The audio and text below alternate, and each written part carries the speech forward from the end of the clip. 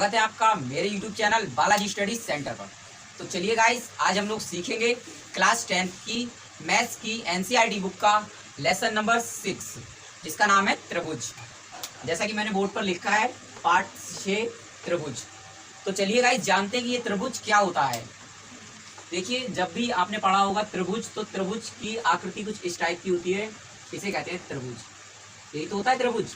कहने का मतलब है कि त्रिभुज क्या होता है, कोई भी आकृति तीन भुजाओं से बंद आकृति, तीन भुजाओं से, जैसे एक ये और एक ये, कोई भी आकृति जिसे तीन भुजाओं से बंद किया जाता है उसे क्या कहते हैं, त्रिभुज कहते हैं। कोई भी आकृति लिख लेते हैं कि त्रिभुज। सबसे पहले हम जानते हैं कि त्रिभुज क्या होता है। ओके, तो कोई भी तीन भुजाओं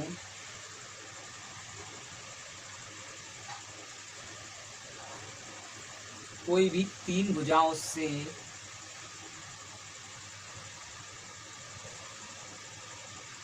बंद आकृति को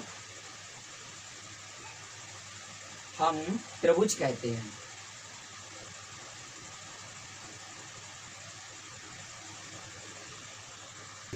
हमने क्या लिखा कि कोई भी तीन भुजाओं से बंद आकृति को हम त्रिभुज कहते हैं। जैसे कि ये और ये और ये, आपने देखा कि एक भुजा ये हो गई, एक भुजा ये हो गई और एक भुजा ये हो गई।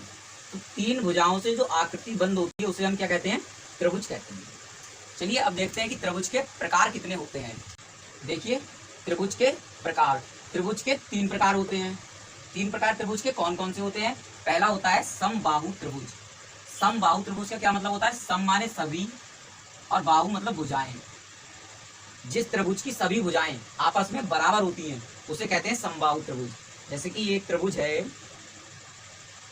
इसकी तीनों भुजाएं आपस में बराबर हैं, तीनों भुजाएं आपस में बराबर हो और तीनों कोण आपस में बराबर हो, उसे हम क्या कहते हैं, समबाहु त्रिभुज। सम माने सभी, बाहु माने भुजाएं, वह त्रिभुज जिसकी सभी भुजाएं आपस में बराबर होती हैं उसे कहते हैं समबाहु त्रिभुज। अगला देखते हैं, दूसरा है समद्विबाहु त्रिभुज। सम माने सभी, द्वि माने दो। कहने का मतलब है कि वह त्रिभुज जिसकी दो भुजाएं आपस में बराबर हो और तीसरी भुजा अलग हो। जैसे कि देखिए, ये एक और दो, ये दो भुजाएं बराबर हो और ये तीसरी भुजा अलग हो। एक और दो भुजाएं बराबर हो और तीसरी भुजा अलग हो, उसे कहते हैं समद्विबाहु त्रिभुज। इसमें क्या होगा कि दो कोण बराबर होंगे। समद्विबाहु त्रिभुज में दो कोण बराबर होंगे, इसे कहते हैं समद्विबाहु त्रिभुज।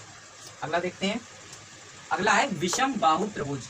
विषम माने जिसकी एक भी भुजा बराबर ना हो, विषम माने एक भी बराबर ना हो, बाहु माने भुजा। कहने का मतलब है कि जो त्रिभुज जिसकी कुछ पता ही नहीं है कि वो किस कैटेगरी में बना दिया जाए, कुछ इस तरह से, ना उसकी ये भुजा का पता है, ना इसका पता है, ना इसका पता है, जिसकी तीनों भुजाएं और तीनों कोण अलग अलग होंगे, उसे हम कहते हैं समबाहु त्रिभुज।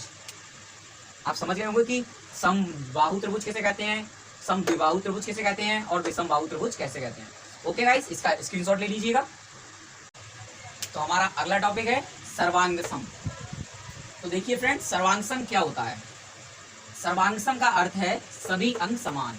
कहने का मतलब है कि कोई इस टाइप की आकृति जिसके सारे अंग आपस में समान हो, वो सर्वांग सम कहलाता है। सर्वांग सम का अर्थ है सभी अंग समान, अर्थात एक ऐसी आकृति जो एक दूसरे के ऊपर रखने पर पूर्ण रूप से ढक जाती है, सर्वांग सम कहलाती है। कहने का मतलब कोई दो ऐसी चीजें जिनको हम इस तरह से उसके ऊपर रख दें, जैसे हमारी ये दो हाथ हैं, अगर हम उसको एक के ऊपर रख दें तो हमारा दूसरा हाथ पूरी तरह से ढक जाता है, तो हम कह सकते हैं कि हमारे ये हाथ सर्वांग सम है। इसी तरह से अगर हम इस त्रिभुज को इस त्रिभुज पर उठा के रख दें तो ये दोनों त्रिभुज आपस में ढक जाएंगे, तो ये सर्वांग सम है। जो आकृति एक दूसरे के ऊपर रखने पर पूर्ण रूप से ढक जाती है उसे सर्वांग सम कहते हैं। तो चलिए देखते हैं अगला टॉपिक। हमारा अगला टॉपिक है समरूप। त्रिभुज में हम लोग जब हम क्लास 10th के स्टैंडर्ड का त्रिभुज पढ़ते हैं तो उसमें हमें दो चीजों का बहुत ही इंपॉर्टेंट ध्यान रखना होता है। पहला है समरूप और दूसरा है सर्वांग सम। सर्वांग सम हमने पढ़ लिया है, अब हम पढ़ते हैं समरूप। तो देखिए, समरूप क्या होता है। समरूप का अर्थ है समान रूप। समान रूप, जैसे कि कोई भी आकृति एक जैसी दिखती हो, समरूप का अर्थ है समान रूप, अर्थात ऐसी आकृति जो दिखने में समान हो, ऐसी आकृति जो देखने में समान हो परंतु आकार में भिन्न हो, समरूप कहलाती है। जैसे देखिए एक ये सर्कल है और ये बड़ा सर्कल है, ये छोटा सर्कल है। अब देखिए ये भी सर्कल है तो ये भी राउंड राउंड करके गोल बनाया गया है, और ये भी सर्कल है तो ये भी राउंड राउंड करके गोल बनाया गया है। ये दोनों देखने में समान है परंतु आकार में भिन्न है। अगर हमसे कोई पूछे कि ये दोनों आकृतियों को हम क्या कहेंगे, तो हम क्या कहेंगे, समरूप कहेंगे। हम इन्हें सर्वांगसम नहीं कह सकते।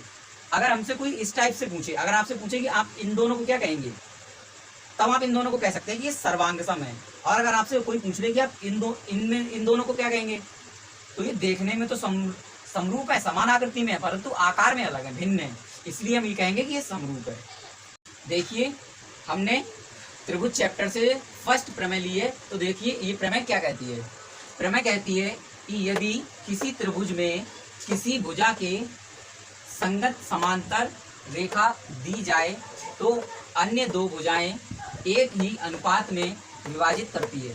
कहने का मतलब है यदि किसी त्रिभुज में किसी भुजा के संगत समांतर रेखा खींच दी जाए, समांतर रेखा खींच दी जाए किसी भी भुजा के संगत, कहने का मतलब है कि त्रिभुज के चाहे इस भुजा के संगत समांतर रेखा खींच दी जाए, चाहे इस भुजा के अंदर समांतर रेखा खींच दी जाए, या फिर इस भुजा के किसी भी भुजा के संगत एक समांतर रेखा खींच दी जाए, तो वो अन्य दो भुजाओं को एक ही अनुपात में विभाजित करता है। कहने का मतलब है कि अगर मैं यहाँ पे एक रेखा खींच दूं, ये रेखा मैं पी क्यू खींच दूं, इसको मैं नाम दे देता हूँ पी क्यू। अब मैंने इस भुजा के बीसी भुजा के समांतर एक रेखा पी क्यू खींच दी है, तो ये पी क्यू रेखा ए बी को और ए सी को समान अनुपात में विभाजित करेगी। हमारी प्रमेय ये कहती है।